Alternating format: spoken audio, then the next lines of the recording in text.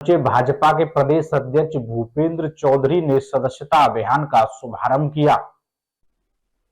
BJP के प्रदेश अध्यक्ष भूपेंद्र चौधरी फिरोजाबाद पहुंचे, जहां उन्होंने भाजपा सदस्यता अभियान 2024 की जिला स्तरीय सदस्यता अभियान कार्यशाला के आयोजन में भाग लिया। इस दौरान मीडिया से बात करते उन्होंने विपक्ष पर जमकर वार किया। भूपेंद्र चौधरी ने कहा कि कांग्रेस ने देश को जाति, धर्म, संविधान पर बरगलाने का प्रयास किया। इनका नापाक समर्थन सपा ने भी किया।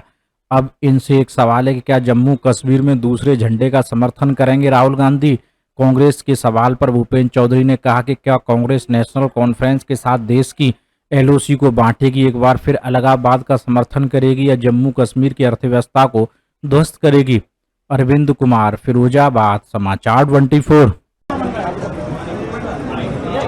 1 सितंबर से भारतीय जनता पार्टी का देशव्यापी सदस्यता अभियान शुरू हो रहा है। दिल्ली में माननीय राष्ट्रीय अध्यक्ष जी के द्वारा आदरणीय प्रधानमंत्री जी को सदस्यता ग्रहण करके इस अभियान की शुरुआत होगी और भारतीय जनता पार्टी ने हमने सभी किस प्रकार से इस अभियान को आगे चलाना है उसी स्तर पर अभ्यास वर्ग, कार्यशालाएं या ट्रेनिंग कैंप हम लोग अपने कार्यकर्ताओं को लगा रहे हैं। तो सदस्यता के व्यावहारिक प्रशिक्षण के लिए ये कार्यशालाएं हैं। तो अभी 17 तारीख को अखिल भारतीय स्तर पर कार्यशालाएं दिल्ली में हुई, इसमें सभी प्रदेशों के लोग उपस्थित थे। अभी एक राज्य स्तरीय कार्यशाला 20 तारीख को लखनऊ में आयोजित की गई, जिसमें माननीय मुख्यमंत्री जी सहित सभी जिलों से लोग, जो व्यवस्था से जुड़े लोग हैं, वो उपस्थित रहे। हम सब लोग जिलों की कार्यशालाएं हमें करनी है। तो 24 तारीख तक सभी जिलों में, 22, 23, 24 में सभी जिलों में कार्यशालाएं करनी है। फिर 25, 26, 27 में सभी मंडलों पे करनी है और 31 तारीख को सभी बूथ पर हमें जो हमारी टीम है उसका प्रशिक्षण हम लोग कराएंगे कि किस प्रकार से इस सदस्यता अभियान को, क्योंकि हमारी मेंबरशिप ऑनलाइन है, इस अभियान को चलाना है। हमें घर घर जाना है, सभी परिवारों में, समाज के सब वर्गों में हमें सदस्यता करनी है। सदस्यता कराने के लिए भारतीय जनता पार्टी के कार्यकर्ता अपनी उपलब्धि और विचारधारा व नीतियों के साथ साथ, जैसा मैंने कहा, सभी गांव, घर, परिवार, मोहल्ले, प्रतिष्ठानों पर दस्तक देंगे। प्रदेश और देश में आज इस प्रकार का वातावरण है, सुरक्षा भाजपा दे सकती है। भाजपा ही है जिन्होंने बहन बेटियों की सुरक्षा की है।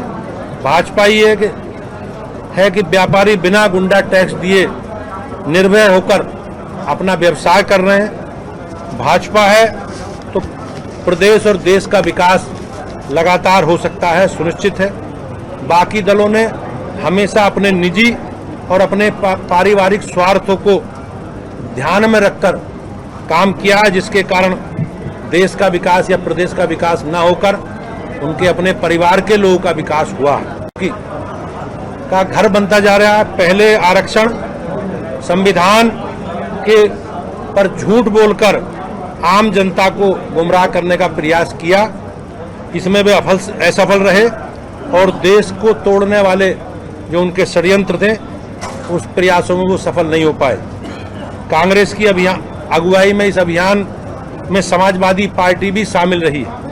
वे अपने पाखंड और झूठ से हिंदुओं को बांटने का षड्यंत्र कर रहे हैं। जिस प्रकार से पहले से कांग्रेस पार्टी का एजेंडा रहा है कि देश में जाति, भाषा, क्षेत्र के नाम पर वो लोग बंटवारा करते रहे और एक विशेष समुदाय के संरक्षण के लिए उनका जो एजेंडा था उस एजेंडे को आगे बढ़ाते रहे।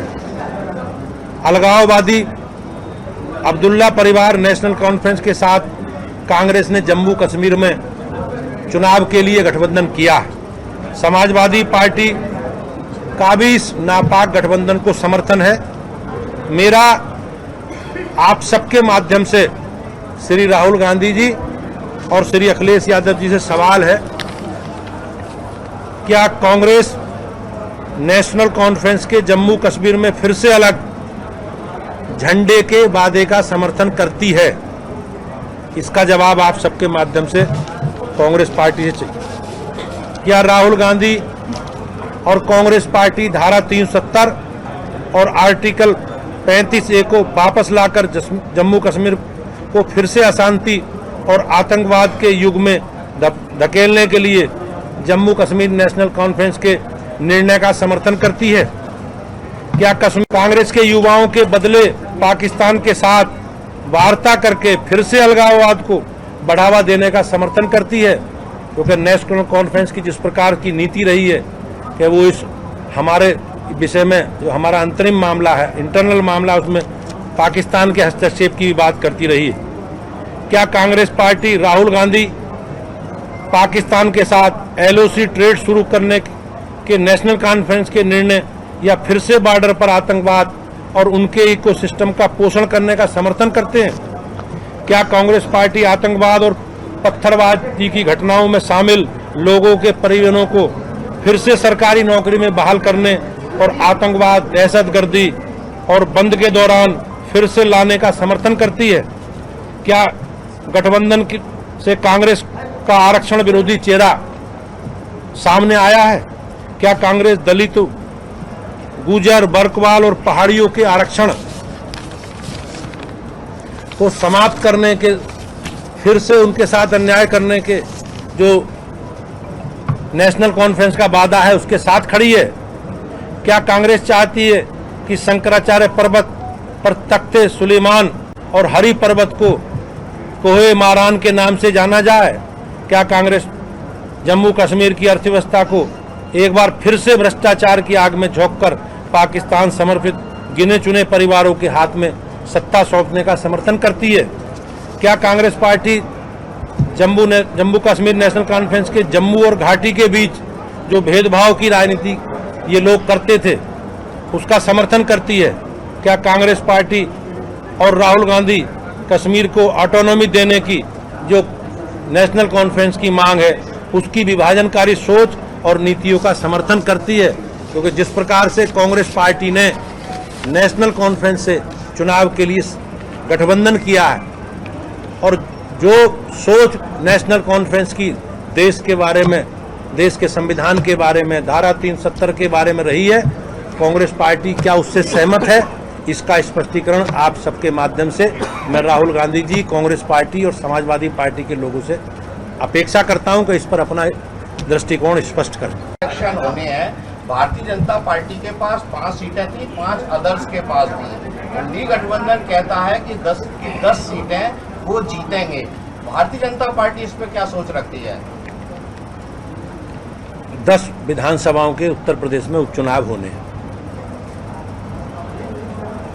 विधानसभा, जब लोकसभा चुनाव हुए उसमें से ये 3 सीटें हमारे पास थी। एक सीट हमारे सहयोगी जो चुनाव पूर्व गठबंधन विधानसभा में हमारे निषाद पार्टी था उनके पास थी।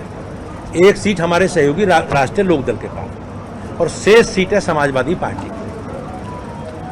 मान्य सांसदों के विधायकों के सांसद बनने के कारण और एक सीट सीसामऊ मान्य विधायक के सजा होने के कारण रिक्त हुई है।